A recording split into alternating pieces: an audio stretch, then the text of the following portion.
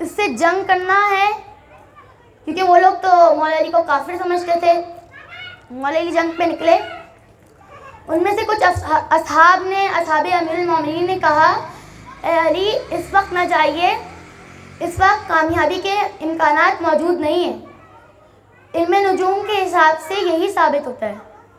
اب یہاں پہ نہج البلاغہ حصہ نمبر اول خطبہ نمبر 79 صفحہ نمبر 129 مولا فرماتے ہیں تمہارے خیال میں تمہیں وہ ساعت معلوم ہے کہ جس میں نکلنے والے سے بلائیں ٹل جائیں گی، اور تم ہمیں اس ساعت سے ڈرانا چاہتے ہو کہ جس میں سفر کرنے والے کو مصیبتیں آئیں گی، وہ پریشانیوں میں گر جائے گا. یاد رکھو جو تمہاری اس بیان کی تصدیق کرے گا وہ قرآن کی تکذیب کرے گا. اور پھر اسی خطبے کا دوسرا حصہ کہ جس پہ امام نے نصیحت کی اور کہا ایھا الناس، یاد رکھو نجوم کا علم مت حاصل کرنا مگر اتنا ہی کہ جس سے بر و بحر میں راستے دریافت کیے جا سکیں. اس لیے کیونکہ علم نجوم کہانت کی طرف لے جاتا ہے. منجم ایک طرح کا کاہن ہے، اور کاہن جادوگر جیسا ہوتا ہے، اور جادوگر کافر جیسا ہوتا ہے، اور کافر کا مقام جہنم ہے. چلو نام خدا لے کر نکل پڑیں. صلوات پڑھیں محمد وعلی محمد پر.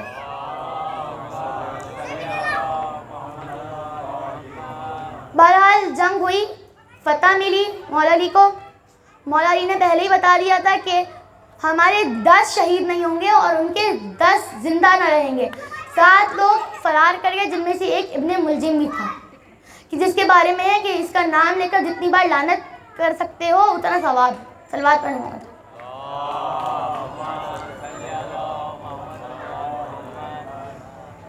یہ لوگ جو کہ خوارج تھے اب داعش کے نام سے پکارے جاتے ہیں. اور کوئی ایسا شخص کہ جو اہل بیت کا انکار کرے اور کہے کہ ہم قرآن پر عمل کرتے ہیں وہ خوارجی، اس نے خروج کر دیا. تو ابھی ایران کے اندر ایک شخص تھا جو کہ بہت سارے لوگوں کو قتل کر چکا تھا، ریکی اس کا نام تھا. وہ اتنا قتل کر چکا تھا کہ ایران کی سپاہ اسلامی کی گاڑی روکی، اس کے اندر جتنے بھی مرد بیٹھے تھے ان کو قتل کر دیا. اس کے علاوہ ایران میں ایک گھرانہ تھا جو شادی ہو کر آ رہا تھا، اس گاڑی کو روکا، اس کے دلہے کو، اور اس گاڑی میں جتنے مرد تھے ان کو قتل کر دیا. ایران اس کے پیچھے پڑی رہی، اس کو پکڑنے کے لیے ایران کی ایجنسی جاگ اٹھی اور ہر جگہ تلاش کرنے لگی. وہ ملعون شخص ایک شہر سے دوسرے شہر جانے لگا، حتیٰ کہ دبئی سے جب وہ ترکی کی طرف جا رہا تھا تو ایران کے اوپر سے گزرا. ایران کی ایجنسی نے اپنے 5 سے 6 طیاروں کو اڑایا اور جنگی طیاروں کو اڑا کر پیغام بھجوایا کہ جہاز اتارو ایران میں. جہاز اڑانے والے نے کہا کہ مجھے پرمیشن نہیں ہے، میں اتار نہیں سکتا، مجھے ترکی جانا ہے، ترکی کی فلائٹ ہے.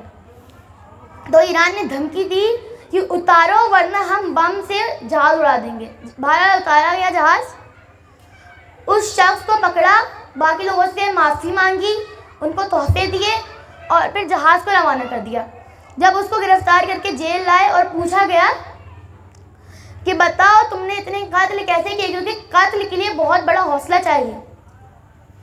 تو اس نے بتایا کہ ہمارا جو گروہ تھا اس نے بہت ساری ایسی باتیں، ایسے بیانات جمع کیے کہ جو خلاف اصحاب اور خلاف امہات المؤمنین تھے، جو کہ اہل تشیع کے عالم دین بیان کرتے تھے. ہم نے وہ جمع کیے اور پھر باقیوں کو سنائے اور پھر قرآن کی کچھ آیتیں پڑھی اور کہا کہ شیعہ فاسق ہیں، مشرک ہیں، لہذا واجب القتل ہیں. اس طرح ان گروہوں کو تیار کیا گیا تاکہ یہ قتل پہ آمادہ ہوں. بہرحال اس کو پکڑا گیا. اب ایران ایسا ملک ہے کہ جہاں پہ پھانسی دی جاتی ہے، وہاں پہ عدل سے کام لیا جاتا ہے. ایسے نہیں اسرائیل پر ایران آنکھیں پہ آنکھیں ڈال کر باتیں کرتا ہے، ورنہ پاکستان میں تو 20 25 سال لوگوں کو گرفتار رکھا جاتا ہے، کچھ کو پھانسی دے دی جاتی ہے اور کچھ کو آزاد کیا جاتا ہے، کیونکہ امریکہ نے یہ اصول بنایا ہے کہ پھانسی خلاف انسانیت ہے۔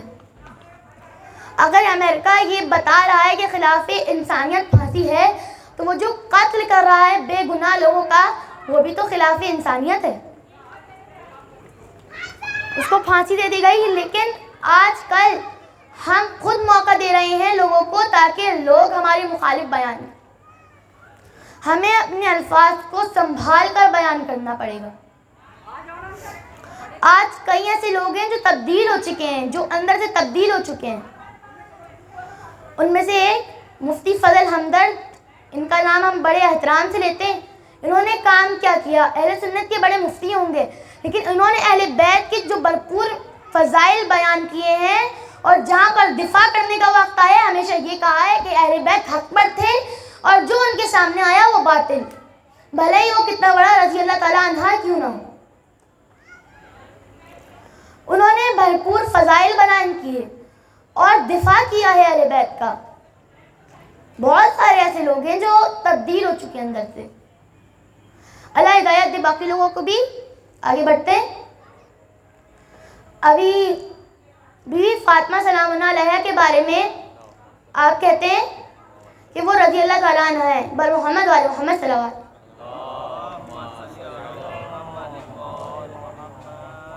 آپ کہتے ہیں کہ وہ رضی اللہ تعالیٰ عنہ ہیں، لیکن اہل سنت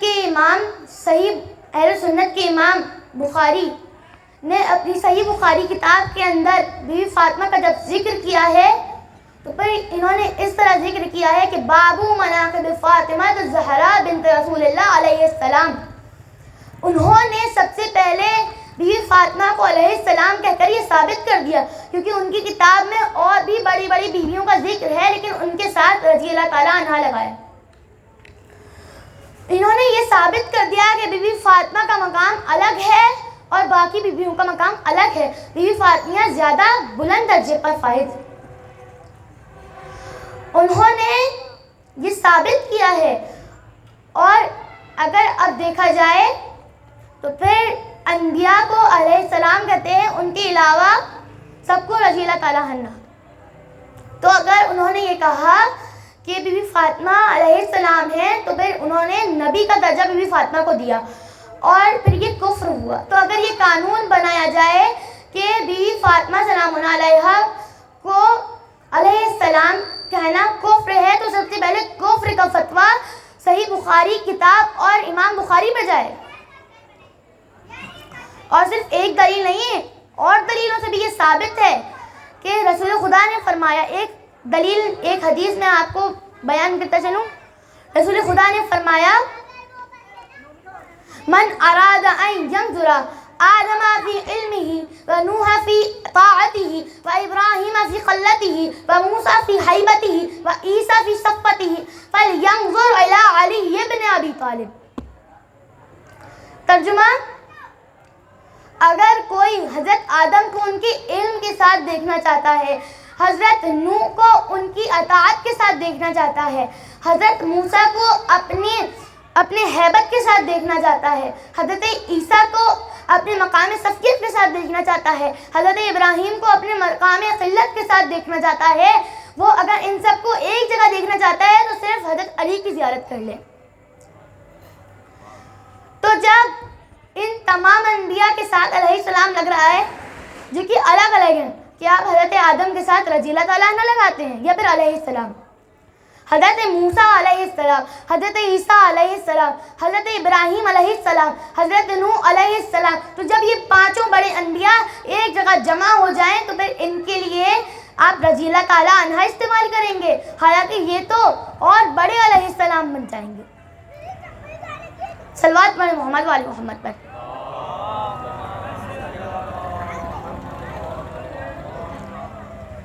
اب بھائی تین چیزیں ہیں جو مولا کو بھی پسند ہے، کیونکہ مولا دنیا کی برائی کرتے ہیں، کیونکہ مولا کو پتہ ہے یہ دنیا فانی ہے، اور برائی سے ہمیں سبق بھی دیتے ہیں کہ اس دنیا میں نہ پڑ جانا، کیونکہ جو اس دنیا میں پڑ جائے گا وہ قیامت کے لیے ذخیرہ نہ کر پائے گا، وہ گناہ میں مصروف ہو جائے گا، جہنم میں جائے گا۔ مولا علی سے پوچھا گیا، علی اے امیر المومنین، آپ دنیا کی برائی کرتے رہتے ہیں، آپ بتائیں آپ کو کوئی چیز پسند ہے اس دنیا میں؟ مولا نے کہا مجھے 3 چیزیں پسند، مجھے 2 گھوٹ پسند، مجھے 2 باتیں پسند، مجھے 2 قدم پسند ہیں اور 2 قطرے پسند ہیں۔ کون سے 2 قطرے؟ ایک قطرہ وہ جو رات کے اندر اپنے گناہوں پہ روئے، وہ قطرہ مولا علی کو بہت پسند ہے۔ دوسرا قطرہ کہ جب کوئی شہید ہوتا ہے اور اس کے خون کا قطرہ زمین پہ گرتا ہے، مولا علی کو وہ قطرہ پسند ہے۔ اب آگے چلیں 2 گھوٹ۔ پہلا گھوٹ، ایک وہ گھوٹ جو غصے کا پیا جاتا ہے، دوسرا وہ گھوٹ جو صبر کا پیا جاتا ہے۔ یہ دونوں گھوٹ مولا علی کو بہت پسند ہے۔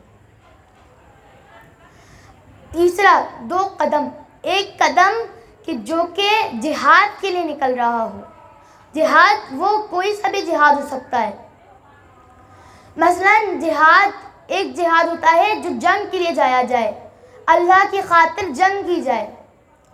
دوسرا جہاد وہ کہ جو نیک اعمال کر کے ہوئے اپنے بچوں کا پیٹ پالنے کے لیے جاب پہ نکلے، اچھے ارادے سے کہ میں اپنے بچوں کو پڑھاؤں گا، اچھا آدمی بناؤں گا، حلال کی روزی کھلاؤں گا، ایک جہاد یہ۔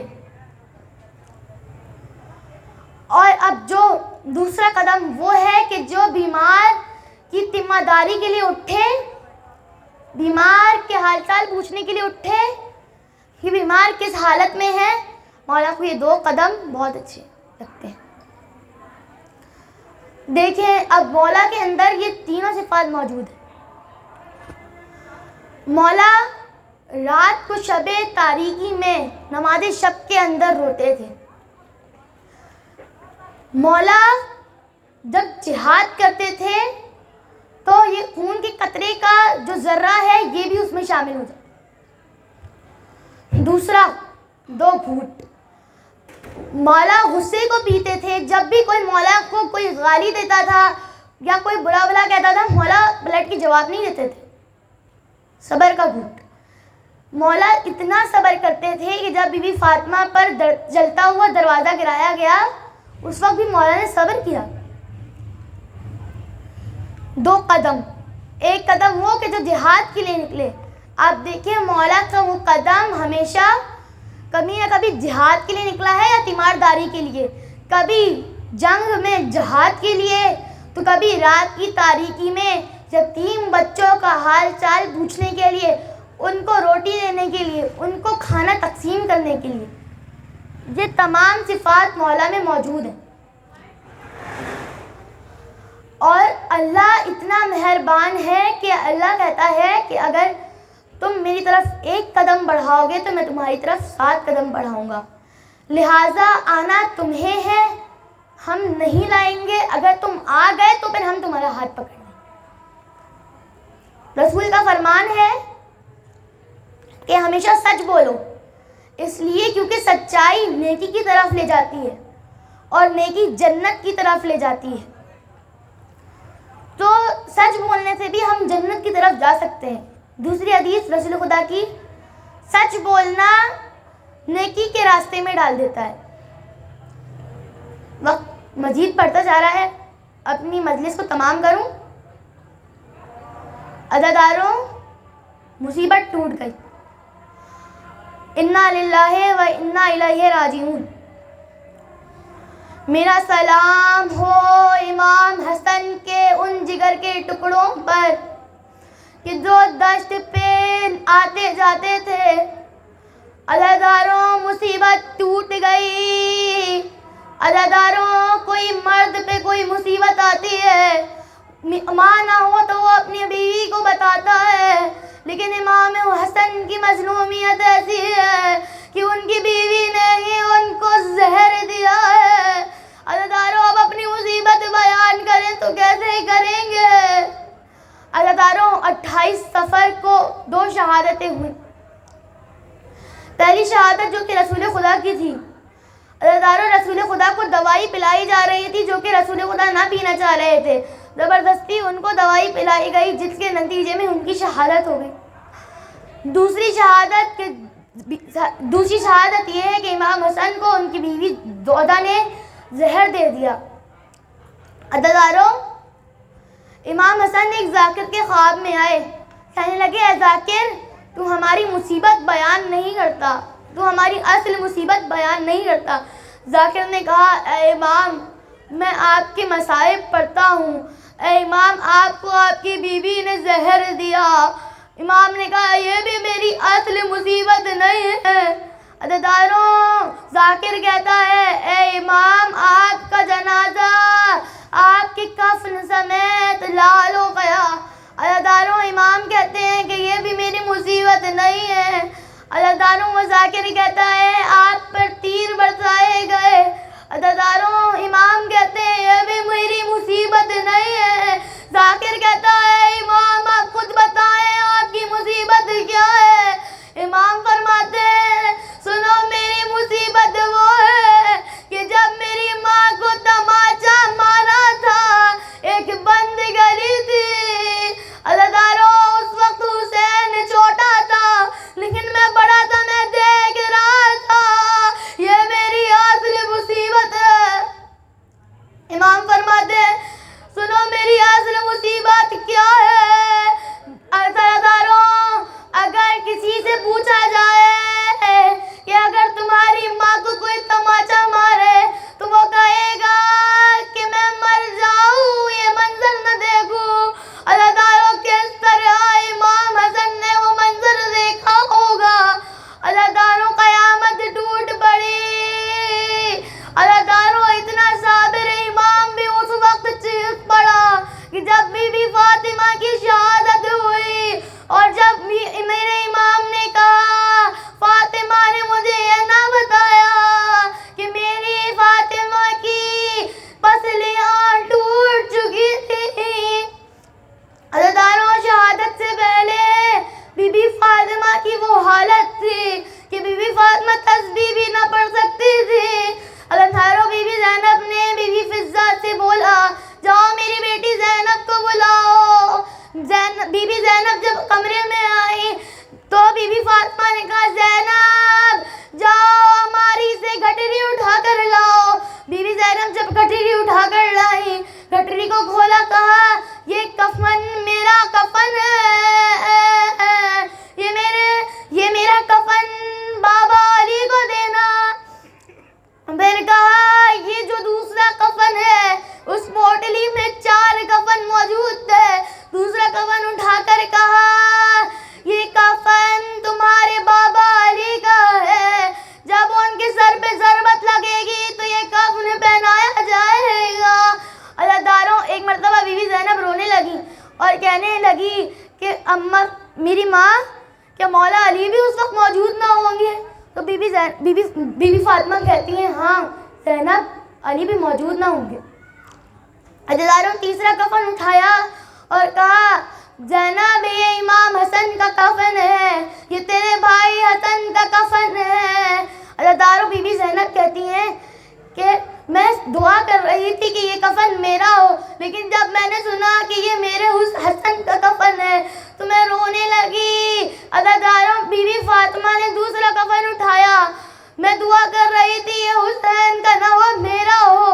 عزیزانو بی بی فاطمہ نے کفن اٹھا کر کہا اے زینب یہ بھی تمہارے بھائی حسن کا کفن ہے. بی بی زینب نے کہا اماں یہ 2 کفن کیوں ہے. بی بی فاطمہ نے کہا کہ جب حسن کا جنازہ نکلے گا اس پر اتنے تیر برسائے جائیں گے کہ کفن لال ہو جائے گا. عزیزانو بی بی زینب کہتی ہیں کہ میں نے کہا اللہ الحمدللہ اللہ تیرا شکر ہے کہ حسین کا کفن نہ تھا. عزیزانو اتنے میں بی بی فاطمہ نے کہا اے زینب وہ پوٹلی اٹھا کر لاؤ. جب اس کو کھولا گیا تو ایک سفید کرتا نکلا. بی بی فاطمہ نے کہا زینب یہ حسین کا کرتا ہے. عزیزانو جب بی بی زینب نے کہا اے میری ماں میری فاطمہ یہ حسین نے کہا کہ حسین کو کوئی کفن ملے گا ہی نہیں۔ عزاداروں، اتنے مصائب گھرانہ بی فاطمہ پہ ٹوٹے۔ عزاداروں، ہم سن لیتے ہیں، بڑے آسان ہیں۔ عزاداروں، ایک مرتبہ امام حسن نماز پڑھانے جا رہے تھے۔ ایک شخص نے کہا امام حسن یہ چھوٹی گلی ہے، یہاں سے جلدی پہنچ جائیں گے۔